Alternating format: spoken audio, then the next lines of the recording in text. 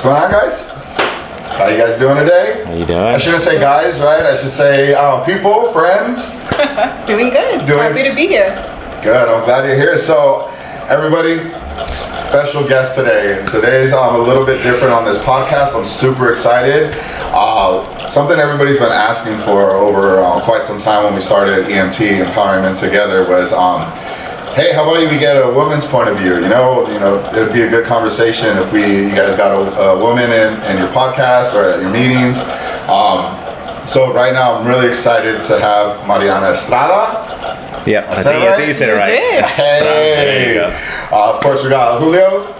So just going back to that, I know, it's empowering men, not just men empowering men, right? It's the ones around us that empower us and our kids, women. So, we're happy to have you here today. Thanks for joining us. It's been a long time coming, so it should be a fun one. Yeah, so just some background. So, working up to today and having you here, I wanted to do it right. I wanted to make sure that when we have a special guest such as yourself on and get a woman's perspective, it comes from a great point of view, somebody that has some credentials and that has a lot of background in what we're trying to do here at Empowerment Together.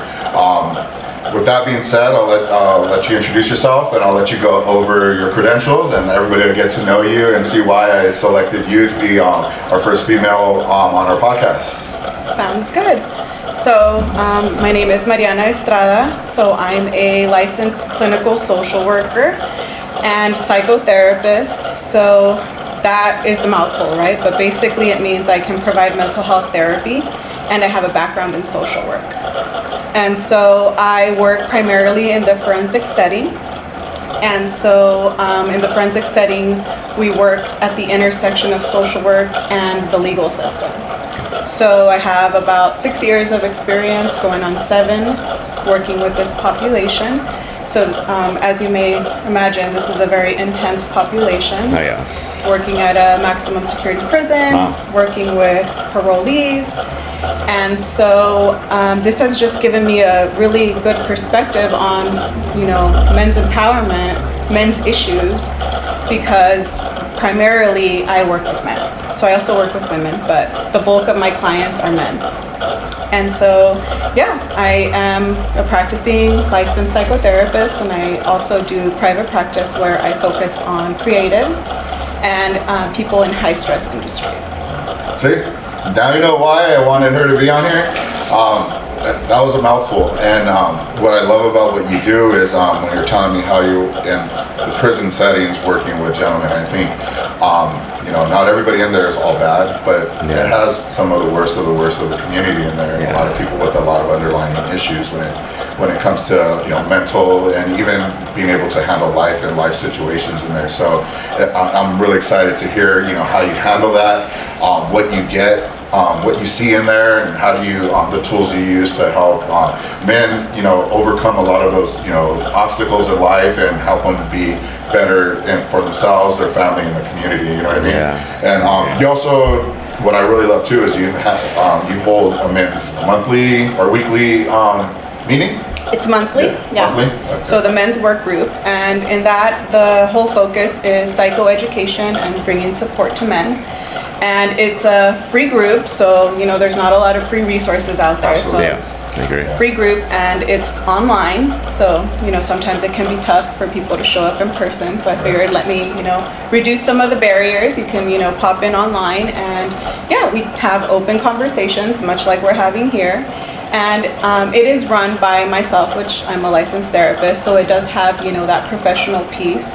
But I find it very very inspiring to hear from the men, and I'm just glad that I'm able to provide that safe space for them. That's awesome. Awesome, great. Let's just start. Usually I always like to go back to the beginning, right? We won't go too far back, but I think myself and everybody else wants to know, why in the first place are you even, why did you go into this field? Why not, a women's group, or why not something else other than, being in a men's group? Like, what brought you, through this pathway? That's a very interesting question. I want to take it back to the idea that if men are okay, women are okay, families are okay, right? Throughout my career, I've worked with a lot of different populations. I've worked in domestic violence shelter. I've worked at a group home. I worked in community mental health. And so I've really had the opportunity to see people throughout the lifespan. And so in all ages, we're impacted by our family system and our home life. And so a lot of what I found was lacking is that, yeah, children were receiving services, yes, women were receiving services, but where were the men? Yeah, absolutely. I love that. And that's what I'm seeing a lot of open opportunity is right now, is with those single men that are raising kids. Like a couple weeks ago was my daughter's opening day, open house at school. And I see a lot of just men there with their kids, and they're trying to do the damn thing. They're trying to be there and be supportive for their children and stuff like that. And me thinking back to when my oldest son, he's 26 right now, being in elementary school, I would have had no idea what to do if it was just me by myself. You know what I mean? How to deal with any medical education or anything like that. So I really do see a real big opportunity for them. That's awesome that you saw that too. You know what I mean? Yeah, that's great. And then back to the shelters and stuff like that. I know they have different. I get different struggles, right? Each one has its own struggle. And yeah, that's the AC. It's a little bit loud, so sorry if you hear that. But I know they have different struggles, right? Is there a story that you can just kind of quickly share with us and say, hey, this kind of this what kind of sparked for me to kind of go into the men's group, right? Because you were in the shelters, you were with the kids, you were with the moms and dads. What kind of was that spark for you to say, you know what, I need to go this route because I need to go start supporting men as well? So this kind of ties into my work in the prison system.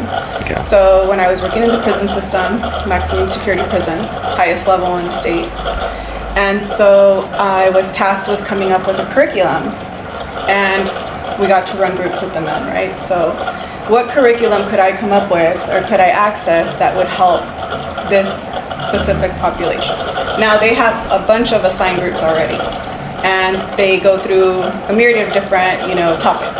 And so I thought, well, one of the things that really gets people there is violence.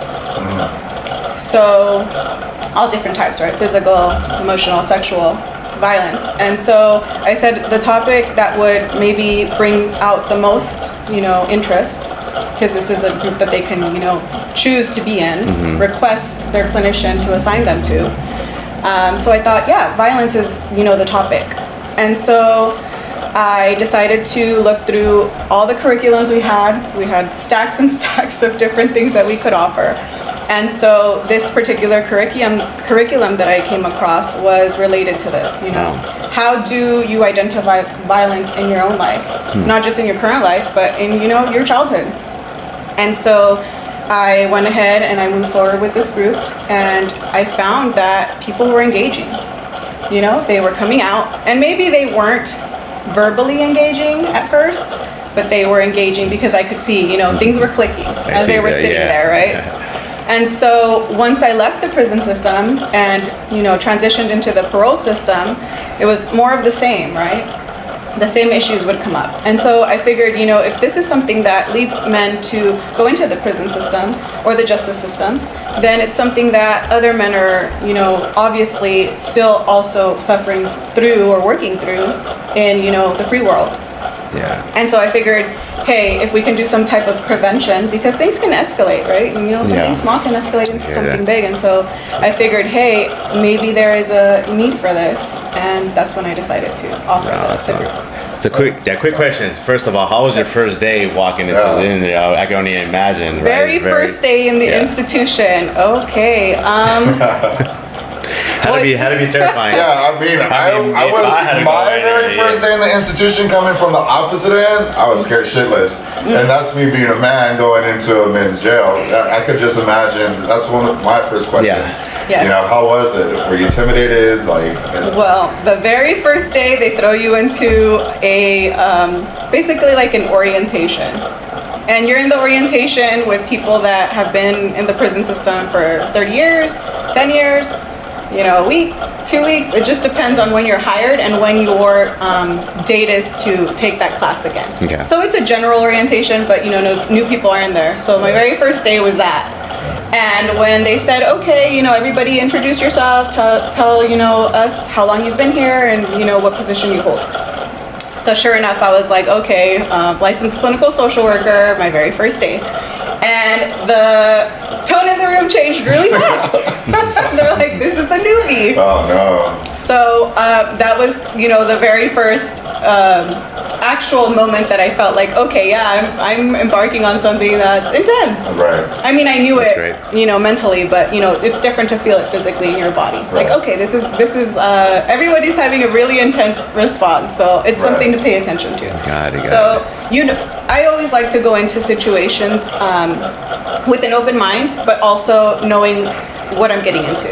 And so I already know, and you already know, once you go in there, you're basically open to anything could happen. So you gotta get in that mindset. You gotta just prepare yourself. You have to get into that mindset. Are you ready to fight? Born ready. That was my first thing, man. Nobody behind me. Against the wall. Like against the wall. Yeah. No, but on a serious note, I think there is some paperwork that you sign prior to accepting your position that says, That's some scary shit. they don't accept hostages, or they don't recognize hostages. And so when you sign a paper that says they don't recognize This is hostages, real. then you know what you're walking awesome. into. Yeah. Yeah, and then you also, and before we move on, you also mentioned earlier that there are some signs, right, that you see in men. I kind of want to touch that before we leave that subject. So you said there's like signs that you see in men that men can catch, or men can notice within themselves, so they don't go into the system. Can you kind of deep dive in a little bit, not deep dive, but kind of just go more into that, because I'm sure some of us have those signs that we can kind of look out for. Right. Is there any way we can turn that off for right now? It'd be hot. Well, we can turn it back on. It's just hot. I wanted everybody to be able to hear. Go Sorry. Sorry, okay. and we're not cutting. We're staying live. That's Yeah, fine. just hit it once. Yeah. Yeah. It's not too loud in here. Yeah. So the AC's a little bit loud. We gotta get that fixed. All right. Hey, sorry about that. at least the audio's working. Good. At least I the know. video's No working. technical issues as of now. I went to Sorry about engineering that. school for a week. We gotta roll with the He punches. was about to get fired. Yeah. All right, go ahead. I'm sorry. So so back to the question. What are some of the signs that that you see, or that you can that you notice, or that you learn throughout your experiences that men show, or they can kind of catch ahead of time before they get introduced into the system? That's a really big question. I think a lot of criminal behavior starts really early. And so in thinking about how you can catch it, I would probably point to people around you have to catch it. Because you're going to be too young to notice those signs. So catch at an early age. At an early age. So, anger is a big indicator, because I guess I would say the way you express anger. Just the way you express. Okay. Yeah. So if you're having a hard time expressing your anger in a healthy way, that's something that should be looked at. Because if you aren't able to control or manage your anger, then that can lead to you violating other people's rights, and then that can escalate into some justice involvement. So with that being said, so we're talking about like a perfect world kind of thing. If we catch these things at an early age, me being from the streets and being raised in that environment, a lot of my friends, a lot of my peers, even myself, didn't have a family structure to be able to even care about recognizing those signs and doing something about it. And then there's some people that just don't give a fuck. There's some, I have some friends that they were well off. Their parents were rich. We used to call it the high, where we lived. It's where the rich area was. We were in the low, the low neighborhood area. And my buddy would come down every day, walk from his nice, 2-story house to come hang out with the homies, just because he wanted to. And it's like, bro, why are you coming down here when we're trying to get up there, kind of thing. You know what I mean? So he had a good family structure. His parents and his family was successful, but he just didn't give a fuck. He was probably the biggest knucklehead out of all of us, doing like the worst stuff. How do you, in a perfect world, catch those signs? Yeah, try to fix it, give them tools, but in all honesty, it probably wouldn't have stuck. there's something that you're bringing up that leads me to think about, something we call personality disorders in mental health. And so, personality disorders can be seen as like a pattern of relating to others and yourself. And so these are things that, we can get into the nature nurture debate, right? But this would be more on the nature side, right? You're born with a certain pattern of, personality, and this is where the personality piece comes in. Right. And that can further be influenced by your environment. Absolutely. And so if you are a person that would be qualifying for a personality disorder diagnosis, then you are going to have something like what you're describing. It's like, okay, you're having resources, maybe you have, a caring home, but maybe there's something in your biology that is triggering, this is your personality. Like, for example, antisocial personality disorder. This is a diagnosis that a lot of, my clients have. A lot of people that are in the, justice system have. Yeah. And so... And that stuff takes like medication and stuff, right? The interesting thing about personality disorders is that medications can help kind of with the way it manifests, but not necessarily with the actual disorder. It's not like you can take that and then magically this person isn't going to have personality disorder symptoms. Okay. It can maybe lessen some of the symptoms, but I think this is more about something you would work through in therapy. Yeah, and I'm sorry. No, I was actually going to relate that, back to one of the main reasons why you started the EMT, right? Because so I mean, when I talk to somebody, because all of us, we have stress, right? We have mental stress of work, stress of life, stress of family, finance. It's a lot of stress. And when you're at home, you can't really express. When you hang out with the guys, we call something, we shit the can, right? We're men, we shit the can. And something I see in our group when we get together, that's what we do, right? We, a lot of us, it's private, like Carlos says, we don't allow phones. It's a private men's group, so whatever you say there stays there. It's kind of like a mini Vegas. Whatever happens, the EMT stays in EMT. Exactly. So we get a lot of guys that they come there. They tell us their story. We talk about. We had a few of the men cry, including myself. It gets very emotional, and just letting that out. It's like it's a de-stressor. I can't say that a lot. This group, it's growing, and and then the small amount of men that we do have there, and that opened up, they're like, oh man, I needed this, and including myself. And that's the basis of my question too. Like I said, creating this. One of my concerns is getting these men who haven't showed up that want to go, but their personality doesn't allow them to go. Yeah. How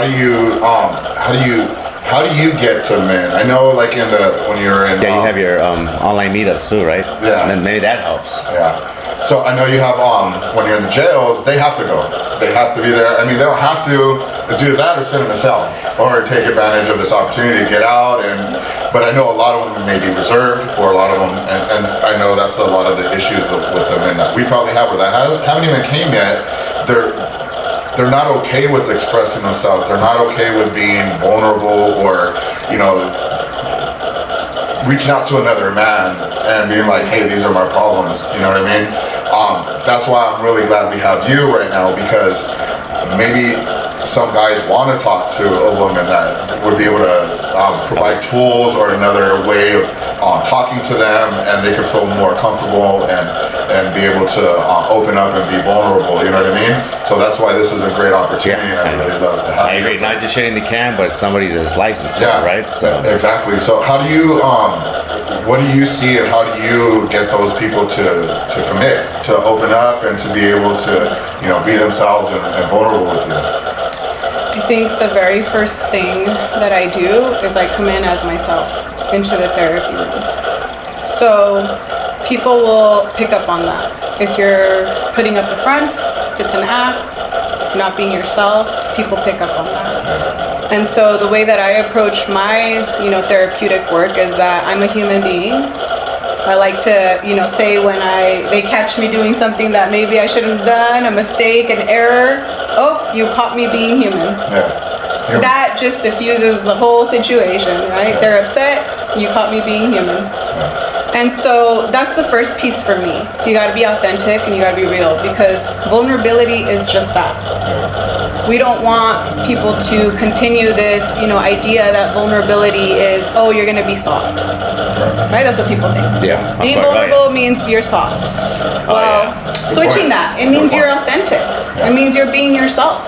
If something hit you and, you find it's close to your heart, then you express it. And so, yeah, switching that too. Vulnerability to authenticity. Just be yourself. Yeah, I like that. I like the human aspect of it. I'm not a big believer. When people ask me, well, what do you believe in? I say, I believe in you. I believe in you. I believe in humans. I believe that, you're the one that gets up every day to do the hard work. You're the one that gets up and has to deal with all the stresses that you just named in life. And that's what I believe in. And I think being authentic and real and helps open that up and get people to be authentic and their true selves. I know in our meetings, I like to set the tone in the beginning, and I allow myself to be extremely vulnerable. You know what I mean? The meetings aren't just all about this. You know what I mean? Yeah. It has a natural flow to it, and sometimes, we get to the point where people get vulnerable, but I set the tone and let myself be open and vulnerable to let everybody know that it's okay. Yeah. That's why I love the fact that we let, men bring their young boys in, 15 and over, to let them see that men could be in a group together, and we don't all have to be tough. We don't all have to be hanging out in the corner trying to fucking look hard and stuff like that. It's more like a get together than a meeting. Yeah, I would say that. Yeah. Yeah. The meeting sounds like structured. It's not. It's getting together and hanging out with one another. Yeah. But being authentic and real, I think and not even knowing those tools is how I said when in the beginning I told him, and how I said that, like I told you about the podcast. I'm not afraid to put myself out there. You know what I mean? If people don't like it, or they disagree with what I have to say, or I'm honest about all that. And I think setting the tone like that and being true and authentic allows other people who are kind of standoffish or afraid to be vulnerable and be like, oh, I'm not a sissy, I'm not any of that. Get that out of the way, and okay, I can open up. This is a safe space. This is somewhere where I can be myself, and that's the whole purpose of EMT, is men not afraid to be themselves, the good and the bad.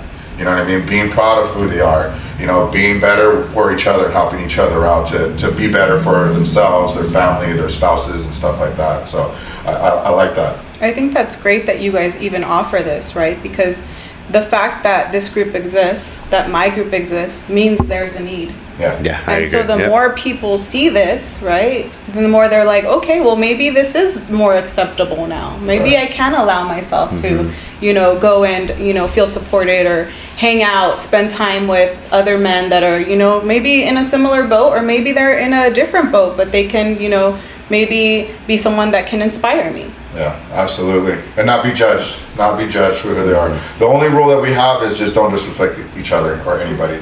Build everybody up, be there, and that's the only rule. Don't be disrespectful. I want to ask you a question. We talk about men, right? Your men's group, being a man. I know we touched on this a little bit in our meeting. I was like, hold on, let's hold off on this, and it'd be a great topic for a conversation. What do you feel a man is these days, and what do you feel defines a man? Not physical, not in the way the world is, and that question, what is a man? What do you think the role of a man, a strong man, is today? I know it's probably a tough question. Wow, that's the question of the century. Right?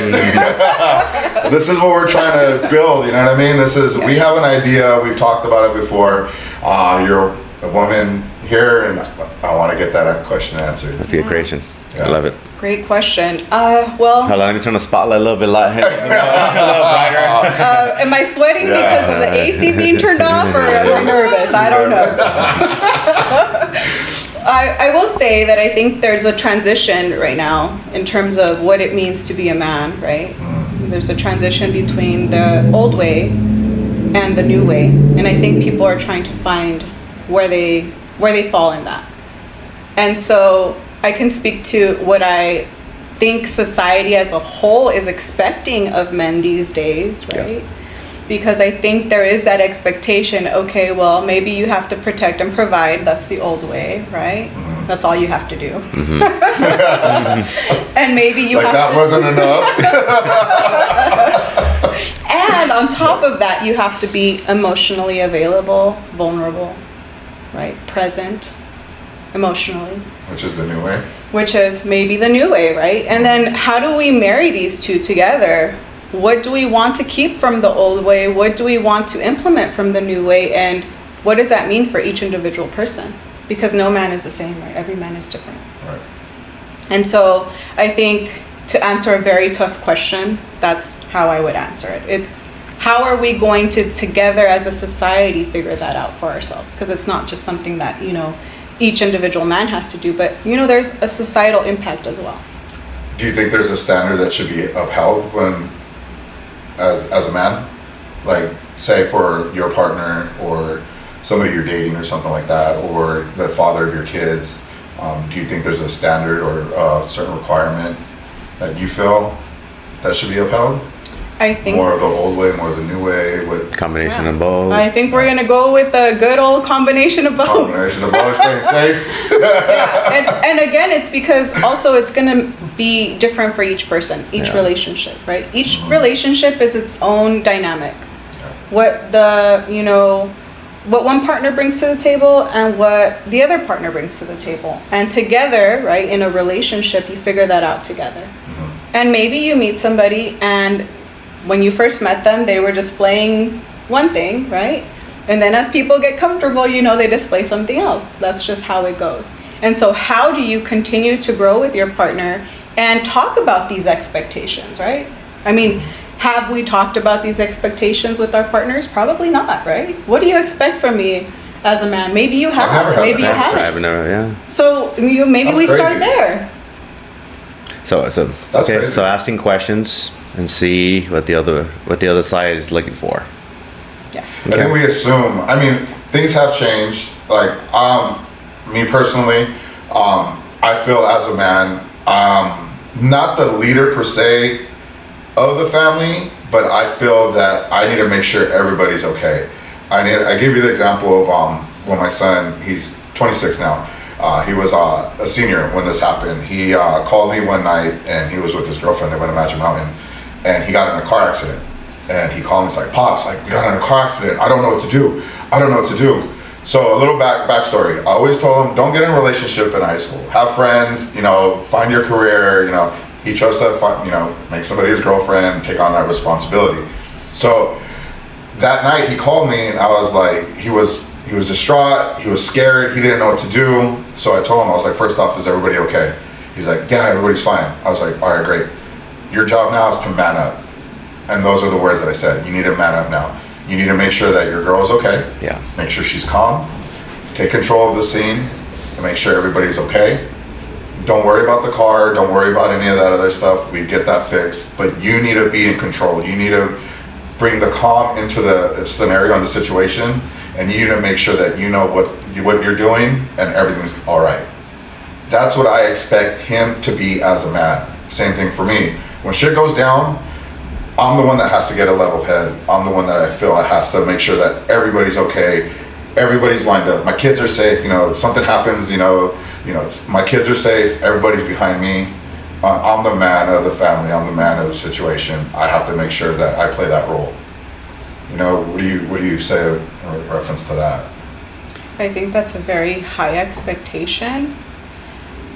And on top of that, I think it's good that your son had someone to call, right? Because in that moment, he was not regulated, right? He was stressed out, he was going through something, and he had someone to call, right? And sometimes as men, you might not have someone to call. And you have the weight of all those things you just mentioned, right? Yeah. And, where did you learn that from? Well, society gave you some of these clues, right? Because you've heard man up maybe sometime before that, right? Maybe you heard man up when you were like 5. Yeah. I don't know how early you heard it, right? But, it's probably early on. Or, these things, and again, we get into the whole, we have to talk about this as a society, issue. So I think, both of those things. It's good that your son had someone to call. He probably felt better after that. He had some directives. This is what you do, right? But let's take that same scenario and let's put, maybe young man that doesn't have a dad to call, or a mom to call, or someone he trusts to call. Or somebody that froze in the situation and did the opposite. I mean, without making him less of a man, he probably didn't have the backbone of someone like you to tell him, right? Maybe at the moment he's like, he dropped the ball. Let's just say he dropped the ball, right? He didn't man up, right? But does that technically make him less of a man because he didn't have somebody to tell him, or the experience? Like it's kind of like a gray area, I think. I don't think it makes him less of a man. I think no, because I think. What if his girl took control and said, "Hey, boo, sit down. I got this." Some people act different to different situations, right? Yeah. I've had, when I was a long time ago, a short story of mine. It was my grandpa's funeral. We got in a big car accident. We actually ran through a wall. And then, nothing happened. But I got out, I got the car, I panicked, I didn't know what to do. I got so upset that I cried and I punched the mailbox, right? Because I didn't know what to do. But then I was 15, 16. Okay. But then after that, I kind of snapped to my senses, and then I went into the car. But my first thing is I was trying to run after that person because he was a hit and run. Yeah. But instead of me manning up at that moment, I panicked, I cried, I was young. I had so much anger and so much, I guess I was scared. But then after that, I snapped into it, but I think it's a gray area, right? It's kind of it's a hard, question to answer. I think you're onto something in the way that you're, describing your situation, because it ties into what we were talking about earlier, right? Because that could have led into a justice involvement, right? You're destroying property. Yeah. And someone could have called the cops. Yeah. Next thing you know, you're in the back of a cop car, right? And once you get that first, incident, it's easy to get the second one and the third one. Yeah. But I'm sorry, you had. No, you're good. Go. So I just wanted to make sure I didn't forget that piece. But then on top of that, it's again we're saying the man up thing a lot, and that's common because that's a society construct, right? We tell young boys they need to be in control. They need to handle the situation. They can't be scared, right? They have to protect everybody. And for a 14-year-old, that's a lot. Yeah. For a 12-year-old, that's a lot. And so the same scenario, if you have two people that can contribute to helping the situation, it helps, right? Maybe your son's girlfriend might have had the wherewithal to say, hey, it's okay, we're all safe. It's most important. No one's hurt. And then he would have heard that and said, okay, cool. Like, yeah, you're right. We're all good. And then in a more, maybe calm tone, he would have called you and said, hey, Dad, check this out. This is what happened. And then you wouldn't have had to say, hey, man up, take care of your girlfriend, because things were already pretty stable when he called you. And then for you, in your situation, it's similar too, right? Maybe if you had enough, regulation in you to say, okay, well, this is a situation that happens. Let me take a few deep breaths and, handle the situation. And if I can't handle it on my own, maybe I call somebody. Yeah. But but we do need that man up, though. Believe me, we do need that other figure to let you know and push you. We do this every day when we work out. We don't get something done, he tells me something, and it happens, right? The other way around. So you do need that brotherly or that fatherly figure to tell you, snap out of it, man up, and all right, let's go. And that also can be something that is all we know, right? Maybe we don't have other words to say what we mean by man up, because what do we mean? We mean try harder. We mean push yourself. We mean shoulders back, head up. So what you guys are saying is bringing my question more into fruition. So question, when that first happened, you said your first instinct was chase the person. Yep. Right? Flight or fight. So I'm not a doctor, I'm not an anthropologist or anything, but I know that we're barely developing in our nature, as humans. We're barely understanding, there's a lot of mental health issues, there's a lot of things that are going on when it comes to emotional and stuff like that. I think a lot of being a man or being just human is nature, flight or fight. What your first reaction was something bad happened, animalistic reaction, I'm gonna go get this person. Then that other part of your brain kicks in, then your emotions start kicking in. You know what I mean? I think that has a lot to do with where we came from and how we've evolved to where we're at now. And it's crazy to think about it, that we're barely evolving into that new part of a man that you were trying to explain. You know what I mean? The old school man.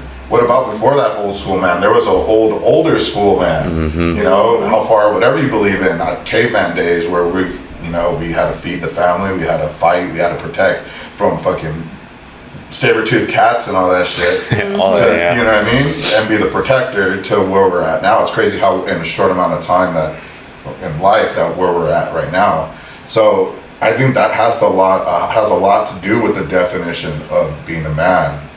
It was a natural reaction. It's not something that he learned. It was instinct. Just good point. I didn't see that. That is another piece to consider, and also like how can we separate those two, right? It's tough. Which part is nature and which part is nurture? It's hard to separate those and tease those apart, because also we have all those influences, right? How you grew up, and each person's going to be different, right? Each household is different. You think the nurture aspect is taking over and creating a lot of, Yeah, you say it. I mean, it's just taking, the nurture is like just taking, I mean, I guess it's not a bad thing, because in society we all want to be more nurturing, more loving, more human, and but it's taking away a lot of the testosterone aspect of things. You know what I mean? A lot of the toughness and When I was referring to nurture, I meant more like the socialization piece, right? How you grew up, what you learned was the way you were supposed to respond. Yeah, your surroundings. Right? Yeah. Like, okay, if I tell someone this story and I say I just stood there and did nothing, what are they going to say about me? Right. How are they going to judge me, right? They're going to say, oh, you wimp, or whatever they might say, right? That's they a might nice word. That's a nice word. Say the real word. What's the real word? I'll let you say it. Wimp is fine. We'll stick with wimp. No, so you might have had that in the back of your mind too, right? So how do we know if it's that natural instinct or if it's that socialization? It's hard to tell. But I think what you're referring to is more about that, going back to that soft, right? Vulnerability equals you're soft. And again, I think that it would be a good idea to continue to try and, work towards seeing it as authenticity. When something, happens and you're afraid, it is natural to feel afraid, right? Especially as a, young person that's barely, getting into what is this life and how do I go about it? And so I think that's the piece that I would say, okay, well, maybe that's what needs more work. I'm thinking feeling afraid and emotions, just me personally, my opinion, is good, but after the fact. When situations happen, I feel you have to be concrete and confident in what you're doing. Like I said with my son, to take care of the situation then, and then after everything's under control and everything is safe and clear, then it's like, all right, let's talk about what happened. All right, now I could go ahead and breathe. I could go ahead and have some of those feelings and the emotions and stuff like that. Yeah. But that first natural reaction, that first thing, it has to be, strong. It has to be, Yeah. You know what I mean? You have to take care of your safety, right? And that's, I think, something that comes natural. Talking about instincts, right? You're in a dangerous situation. You need to find a way to take care of it. But I think you can have both. I think you can acknowledge your feelings and act. Yeah. Both things. Those things are important. And if you try to separate them, right, you're not necessarily dealing with the feeling. You're kind of like pushing it down. Right. And the more you push down your feelings, right, the immediate situation's over, then it's hard to bring that back up. Authentically. You just choose one. Yeah, that situation just left, it's done with. When's the time to process, right? And again, as men, you're not supposed to process, right? Because you're not supposed to have feelings. Yeah. But, that's the piece. So I want to segue to something he said. He said, after the fact, you have to sit down and open up, right? But a lot of men can't open up, right? They have struggles opening up. myself, right? I'm very close. You know, I tell Carlos a lot of things, but I mean, other than that, I am very, you know, close by, and I keep a lot of things to myself because that's just the way I am. So how can someone like, you know, just anyone or just someone like myself personally, how, you know, what can you say, hey, you know, or do these steps to open up, maybe go this route to help you, you know, alleviate some of that, you know, what recommendations can you give for men that can't open up? That's a good one. And I think the biggest piece, or the first piece, would be to recognize your own emotions. What I've noticed in the clients that I, you know, serve is that they have a very hard time differentiating between a thought and a feeling. Okay. So I'll often ask, what are you feeling in this moment? We're here, we're talking about tough stuff. What are you feeling? And they'll go into thoughts. And I'm like, that's not a feeling. Okay. And then they're just stuck. They tell me another thought. Yeah, I'm stuck right now. I'm like, I thought thoughts are feelings. They're not. They're two different I'm things. thinking I'm very angry. That's a feeling. Like, Anger is a feeling. I'm thinking I'm very sad. That's okay. So sometimes people will be like, what's a good example of a thought? But I think if I put you on the spot right now, you probably will say a feeling. But what are you Yeah, feeling right. right now? Go for it. What are you feeling right now? Right now, I don't know. I'm feeling maybe. I'm always in my mind. So basically, I'm feeling I love this. overwhelmed, stressed, emotional. There's a lot of things going on in my life, personally, with my family, my mom, business. I got a lot of things going on, just a lot of, so I think overly stressed, should I say? So you did pretty good. So you came up with a lot of good feeling words. A thought would be more like, I'm thinking about all the things that I have to do. After this, I have to go here or there. You know, I have to get, you know, the to-do list done. But often men will go into that. How they're feeling turns into their thoughts. Okay, like a to-do list. And so once you are able to identify your feelings, and you can do that different ways, right? You can journal about it. You can just check in with yourself. You're laughing. Yeah, we don't journal. Men, It's a running joke I have with people that know me. It's, you know who you are. Journaling is, I don't know. It's just funny to me. I'm gonna send you a reel. That's just funny to me. And this reel says, my therapist said I should journal. And then it's this guy, and he brings out, I don't know if you guys have seen this. He brings out this notebook, and he's like journaling as hard as he can, and he's like really getting into it. He's like pissed off, and then I think it's like that Tupac diss track that in the background. And that's his journaling. So I think journaling can look differently, right? But yeah, it is a way to tap into your feelings, right? And it could be. Fun fact, I used to write a lot. I used to write a lot of poems. Yeah. Poems, yeah. Julio knows. No more. I used to write a lot though. And it's funny because Hey guys, I'm gonna get on and write a poem. Oh no, it's gonna come out. Let's not do that. Podcast hour. With Yeah, journaling hour with Carlos. We want to see the poem. No. Sorry. But like I said, it could look differently, right? And it could even be stream of consciousness, just whatever thought comes to your head. It doesn't need to be like a Dear Diary, right? But that's one way to get in touch with how you're feeling. You can also just check in with yourself on a regular basis, right? Before you walk into work, how am I feeling today? I think that's my biggest thing with like people, not people who journal, but journaling and stuff like that. So I'm more about the past of the past. You can't do nothing about the past. And people that spend so much time living in the present thinking about the past it's just too much work, too much like just dealing in those past moments instead of just accepting it and be like, shit, that happened, oh that sucked, I'm pissed that happened. Alright, I got all this I gotta do for the rest of my day or my future and stuff like that. Let me move on. I was having a conversation with my wife actually like 2 nights ago. And I was like, I don't understand men that have like daddy and mommy issues at like 40 plus years old.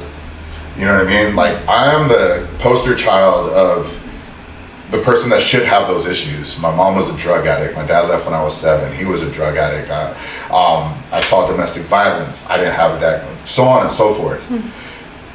But there's nothing I could do about any of that.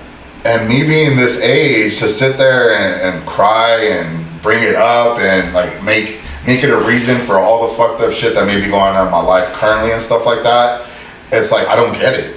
You know what I mean? And I think when you sit too much in all that stuff that you're trying to, you know, think that you're getting out by journaling or reflecting and meditation and yoga and all that stuff, and it's like, I guess my outlet, hit some weights, move on. I got so much stuff I gotta do today. I got my kids to worry about. I got, you know, this, that, and the other to worry about. Like, can that actually be really good? Because are you moving on past that? Like, when does the journaling stop and spending all that time on thinking about all the past and the shit you can't do anything about, and just man up and move on? You know what I mean? Yeah. There's man up again, guys. Yeah, Are we like, counting how many times we said it? We're taking a shot every time we say it. That's the title of the episode, man up. Like, No, but you said a You know what I lot. mean? You said a lot in what you said, so I do want to touch base on a few of those things.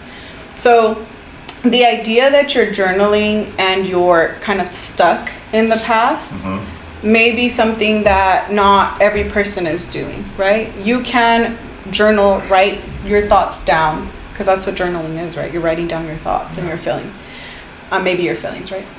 more likely your feelings. More likely. Yeah, I don't know. I don't journal. Your thoughts or your feelings. Yeah. And it could be past issues and it could be present issues, right? It could be, reflecting on, different things. It happens a lot with relationships, right? Mm-hmm. People can, maybe write down things about their past relationships, right? This happened in this past relationship. This is how I contributed to the demise. This is how the other person contributed to the demise, X, Y, or Z, right?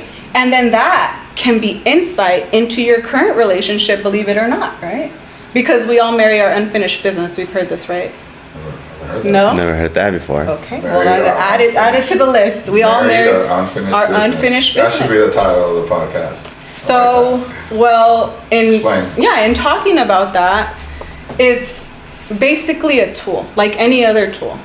You can overuse it, right? Right. You can become self-indulgent and, stay stuck there. But that's not the point. And that's the beauty about having someone there to guide you through this, like in psychotherapy, right? If you have some issues to work through. We're not just sitting here talking about it so I can see you cry and I can get paid. No.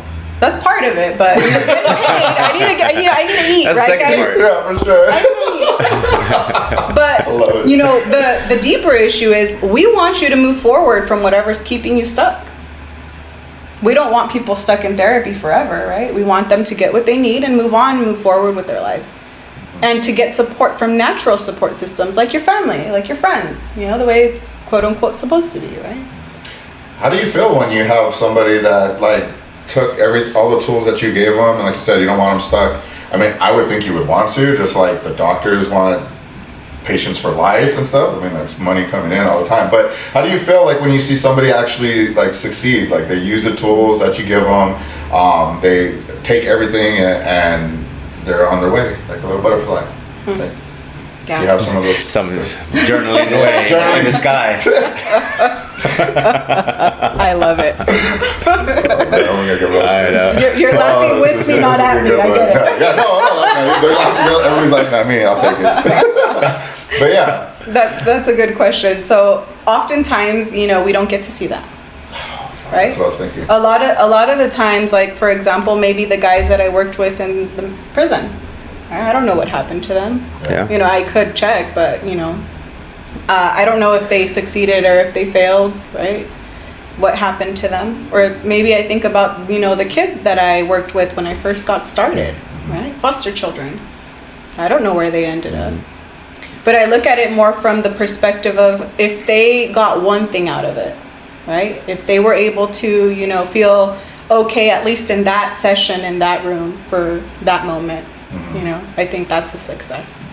But, ideally it would be great, right? We could, I could, add it to my stats, right? Hey, check this out. This is my success rate. Success story, yeah.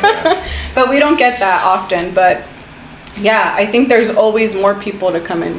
Kind of like what you were saying, you know, like we want to keep them for life. Well, you know, there's people that are, you know, waiting out there for the next best therapist, right? Yeah, I mean, I think it's great. I think what you do is needed. Same thing with like religion and stuff. Somebody needs something to believe in. Somebody needs something to help them survive this fucked up journey we're all on. You know what I mean? We have our highlights, we have our lowlights, but we're all just trying to live together and survive. And whatever it does that helps you get through those days and makes it better, you know what I mean? And I'm all for it, you know what I mean? For example, like sometimes I give money to the homeless, you know, and it's like, why are you gonna give them money? Like they're just gonna go get alcohol. I'm like, hey, if I could get them, you know, happy and drunk for one more night and they're good with that, like I can't bring them in and change their life, but if I could, whatever they're gonna use that money for and it gets them through the day, then, you know, that's what gets them through the day. So you're doing a lot of good stuff and I really love it, you know. Our men, I want them to be able to come to you and leverage you. I know you're not a male, is it psychotherapist? Bro, ever since I heard that word, I thought you only deal with like psychopaths and shit like that. Wow. But I want them to be able to use you as a resource, and you know what I mean? And I love it. Yeah, and how can they reach out to you, actually, since we're on that topic? Yeah, well, they can find me on Instagram at Therapy Unlocked. Yeah, I'll have all your information on our stuff too. So the main point of having you on here is I wanted you to be introduced to the people that are in our group and that follow us and stuff like that. So that way they know who you are, your background, the credibility that you bring with it, and giving men another option. I know we're a men's group and people ask me like, why are you gonna have a woman on, or why do you have women on your board? We're not a hate group. We're not a group where we're anti-anybody. Yeah. We're not that. We want to help. I want to help empower men to be better for themselves, their spouses, their girlfriends, their community, their wherever they work, their kids. And like you said in the beginning, it's partnership. You know what I mean? And I think that's where I wanted to go back to, was that, you know, the old school mentality of being a man, the new school mentality, things are more 50-50 now, and that's okay. Well, that's why, let me go into, so, you know, not only that, by empowering the man, you know, you bring that back home, right? So by empowering men, that in fact empowers the women in their life, and that empowers the kids in their life, right? So, you know, we are, you know, we'd say we are the breadwinners, we are, you know, head of the household. So by empowering men, I think that builds a bigger backbone that kind of just, you know, you take with you. You know, I leave good, you're like, I'm going to go home and do something good. And, you know, like you said, there's a lot of, you know, women that reach out to, you know, I want my husband to go see you, or the other way around. My husband went there, he loved it, he came home, he was happy, you know, I love this so much. So, yes, it's empowering men, and it's using any kind of tool that we can, women, you know, facilities, you know, anything to empower men to go back and just, you know, get the full circle. Right, and I think that's great. And, you know, oftentimes it is that, right? It's, you know, women telling men like, hey, you should probably go to that. And also, I think, you know, it's important for men that do attend, you know, things like this to share it.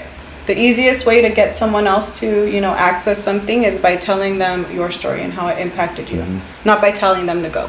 Yeah, absolutely. That's good.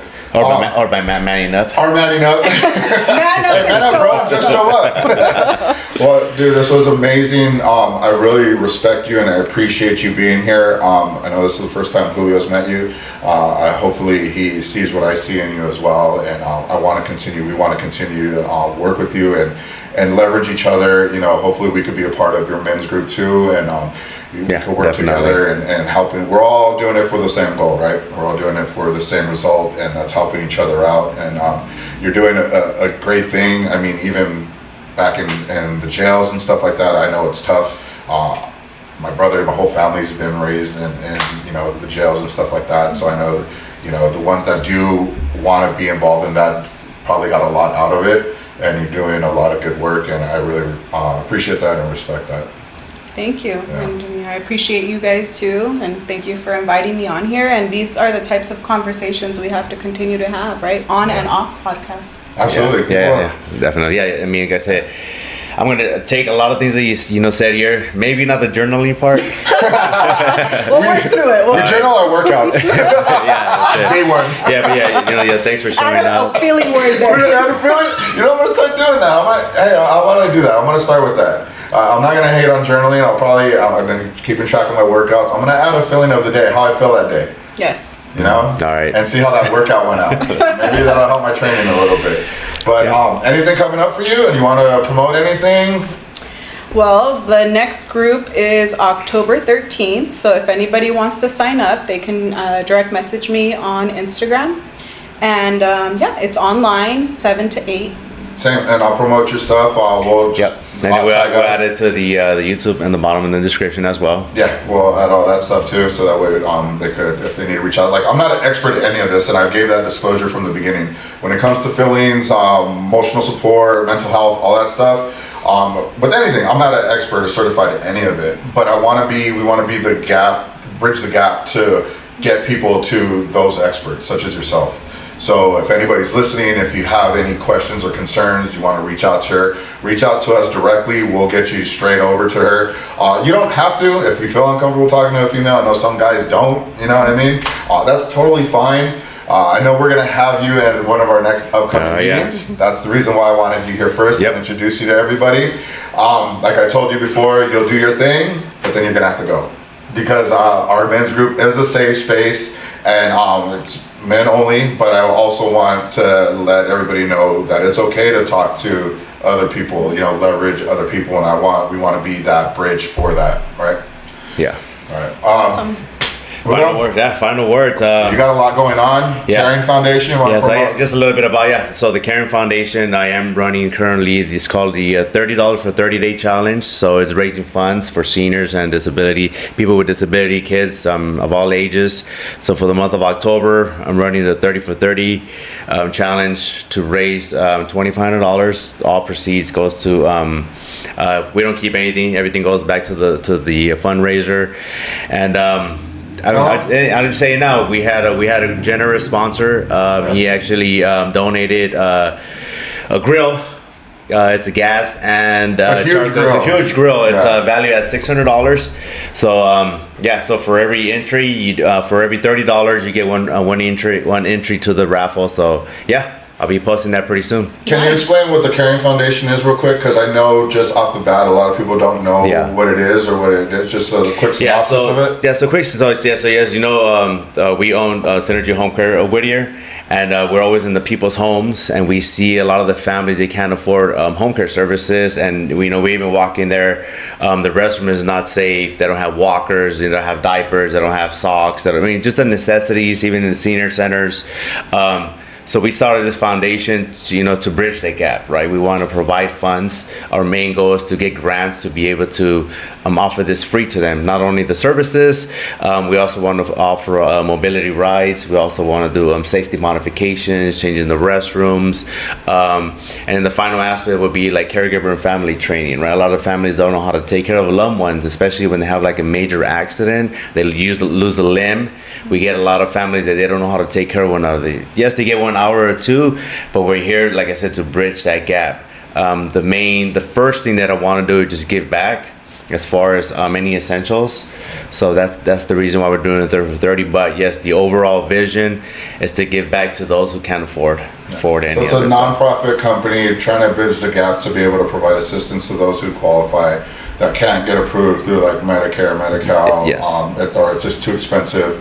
You'll be accepting like donations and grants to be able to provide those things to those qualified individuals. Yes. Right? Yeah. That's awesome. Yeah, that's good. EMT, Empowerment Together, we have a lot going on. I know we posted a lot in the last couple weeks. We got our men's group meeting coming up October 27th. Special guest, Burner of Whittier. It's a non-lethal rubber ball gun. Great for men and women. If you don't have to be licensed to carry a weapon or anything like that, you don't even need certification. He's going to be there. He's going to have a mobile trailer. We're going to put in the parking lot. So after the meeting, everybody could go and shoot inside the trailer and stuff like that. I'll check that out. And then we have December 7th is going to be clay shooting right there at the Whittier Clay Shooting and Whittier Narrows. That's going to be fun. So that one, we need early RSVPs because we have to get everything set up over there. So if you're interested in going, please DM me and we'll get that set up. Holidays are coming. we're planning on doing some volunteer events for that. That'll be coming up pretty soon. I'm working on some of the events at the Wheater Center, the Boys and Girls Club, so some more, coming shortly. A lot going on, not to mention everybody's regular lives and stuff like that. So a lot of good things to everybody here. I love it. We all do it from the kindness of our hearts, and that's what it's all about, and that's what keeps me going. So I want to thank you for joining us today. We want to end it out. Yeah. Good. Thanks again for having me. For sure. So we have a little saying when we end. I don't know if you know our tagline yet, our motto for EMT. Yeah. Remind me. No. Shoulders back, head up. There we go. Walk in the room with some confidence. All right. All right, guys. Thank you. Thank you.